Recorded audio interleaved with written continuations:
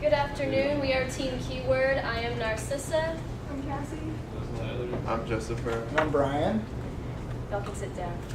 And we're going to discuss some recommendations for improving Regina Matters keyword search optimization. I will begin the presentation by discussing a bit about Regina Matter, our client, and the problem assigned to our team. Then Cassie will move into the primary data collection and analysis, followed by Tyler, who will discuss secondary research data collection and analysis. Then Joseph will discuss our findings, and Brian will offer recommendations based on our research. As stated, my name is Narcissa, and I'm going to briefly describe our client, Regina Matter, and the problem assigned to our team. Regina Matter is a non-sectarian organization that works with parents in a half-time instructional program to express the Catholic values of family and community while teaching students classical subjects. Since its establishment, Regina Matter has relied on word of mouth as its main source of increasing enrollment. The problem that our team was assigned to provide recommendations for was the fact that Regina Matter's website was only accessible by typing in its exact name into a search engine, as opposed to keywords like Hybrid School Austin or Homeschool Program Austin. If Regina Matter wants to continue to grow and gain prospective families, it needs to associate its website with popular and relevant keywords. We are going to recommend keywords that will make Regina Matter's website easier to access. Now I'm going to hand it off to Cassie. As Narcissa said, I'm Cassie. I'm going to go over the primary data collection and analysis. The purpose of our survey was to find out the best keywords that correlate with finding a Catholic school, homeschool, or a hybrid school.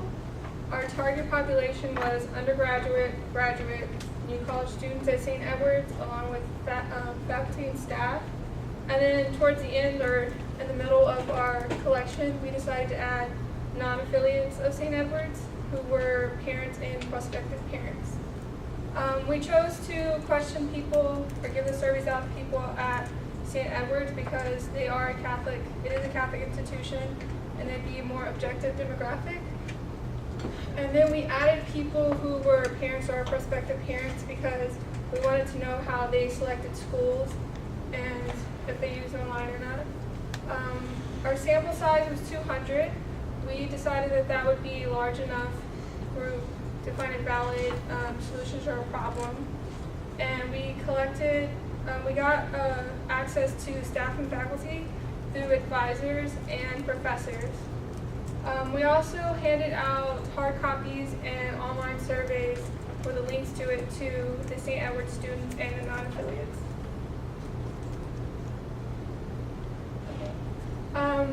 Like I just said, we created and distributed online surveys and handed them out. One survey was created for Regina Matter personnel or patrons only, and we worked as a class and developed, or the group leaders did, and we submitted 2 questions. That was sent to Regina Matter, and then we had one survey that was for St. Edward's students only and faculty. We created and developed a 10-question survey, and that included yes, no, multiple choice, and ranking questions. And we tested the survey in class too with 20 students to make sure that the instructions were clear, the wording was clear, they were easy to understand, and so that they'd be easy to take. For the Regina Matter patron survey, like I said, we sent 2 questions just from our group to help us determine the best keywords, and they were administered by Jennifer. We had a confidence level of 93%. We aimed to pass out or to collect 200 surveys, but we were only able to get 143. We had one question that was edited during collection because we added the non-affiliated prospective parents and parents. So all that meant that was undergraduate and non-affiliated people were grouped into one when we were analyzing the surveys. And then we only had one invalid survey, and that was because question 3, if you answered no to it, you were not supposed to answer question 4.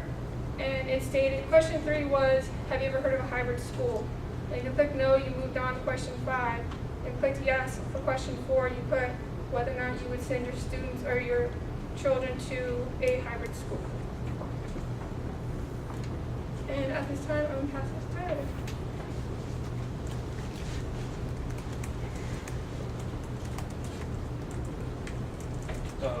We collected our secondary research through the Moz.com website and blog. This website gave us information on how to best optimize for search engine performance, and which helps search engines better understand content. It also helped us understand that search engines view web pages differently than humans. They can only really read text. They can't distinguish images. They perform two main functions. The first is crawling and indexing. This is a process by which a search engine sends out bots that travel through links to obtain relevant information. And the indexing is the actual collecting, storing of the information from traveling through links. And the second function is to provide answers by calculating relevancy and serving results. This is just the process by which they give you answers. There are three main types of search queries that people search. The first is a do query. This is usually done in pursuit of an item or service, and it has to do with action. A good example of this kind of query related to Regina Mater would be best Montessori education in Austin. Or no. Enroll in a Montessori program. A no query asks for just generic information.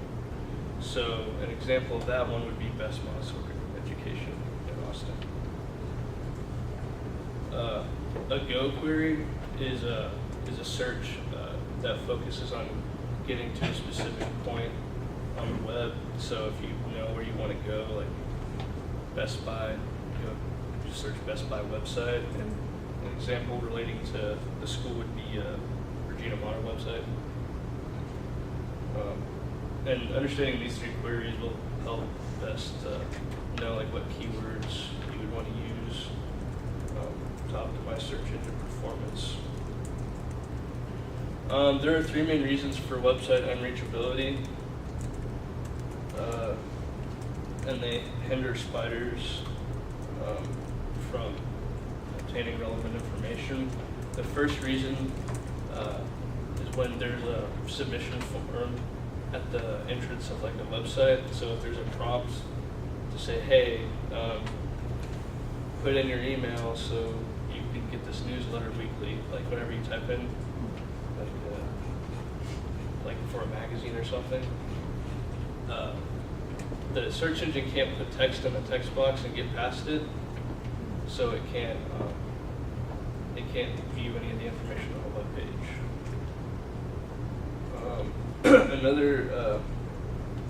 Another problem with unreachability happens when you have too many links coded in JavaScript. HTML bots or spiders travel through HTML links a lot quicker and more efficiently than JavaScript, even though they have been getting better in recent years. The third reason is when there are too many links for spiders to crawl through. This just makes it to where there are too many links to sort through, so they'll go through links that aren't as relevant or as important as others, and they'll miss just things that would cause people to be able to reach your site. We also found that Google Analytics is a great tool for optimizing search engine performance. It allows you to see what keywords are most popular, gives you various statistics on your website, and you can even by keywords to show up more frequently. And so the findings for the secondary data findings include that there are 3 main types of search queries: do, know, and go. The 3 main explanations of the inability to find a website include required submission forms at the entrance of the website, too many links coded in JavaScript, and an overabundance of links in general. It is important to prominently display keywords in URL, title, body, and metadata.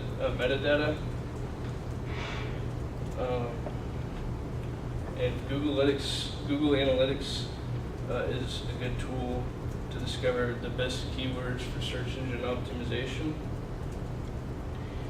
And combining the top keyword search terms yields the best results.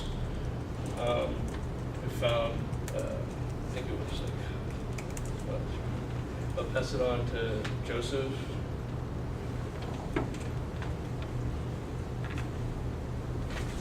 Hello, I'm Joseph, and I'll be going over the findings that we had with our research. So basically, I'll be going over the questions we had on our surveys and what we found. So on that first question, we asked, do you use search engines for prospective schools? And a majority of the population said yes. And this is important because it shows how being able to find Regina Matter is important to link to people who want schools. And next we asked, have you heard of hybrid school programs? Now, a majority of these people did not, but out of those who did know what a hybrid school program was, most of them said that they would enroll their child in a hybrid school. We thought this was important because it meant that those people who did know what hybrid meant that they did like it. Now we asked if they were interested in homeschool education, and the majority of them were positive. They did want a homeschool education. And then we asked if they were interested in a Catholic education. The results were half and half. Some did and some did not. Now, the next 3 questions we found the most important, which were the ranking questions, which gave us the terms that people most associated with these schools. So when we asked how would you search for homeschool information, the majority of the results was homeschool as the #1 ranked keyword that they would use. Next, when we asked how would you search for Catholic school information, a majority of the people would use the term Catholic school to search for the type of school.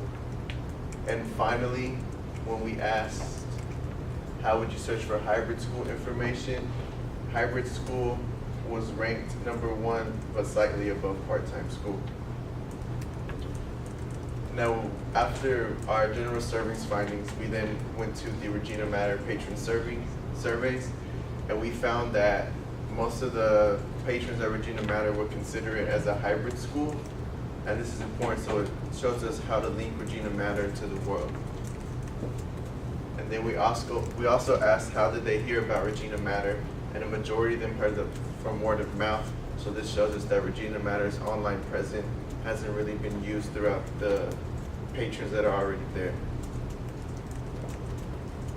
Now for additional secondary data, we took those top 3 keywords and we typed them into Google search along with Austin, Texas as a keyword to see where it ranked in Google. Now when we typed in homeschool alone with Austin, Texas, Regina Matter was not found within the first 10 pages of Google. So this showed us that this Regina Matter and homeschool weren't really linked.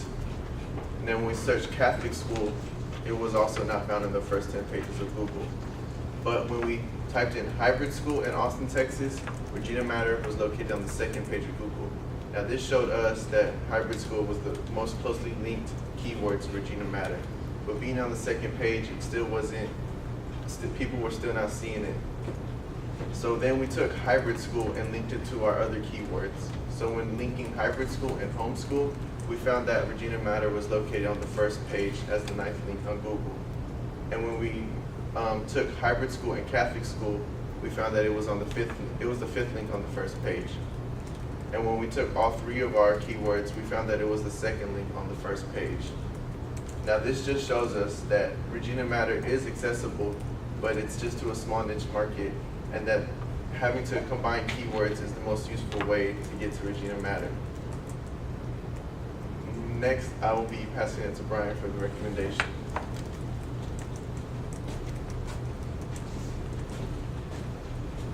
Thank you, Joseph.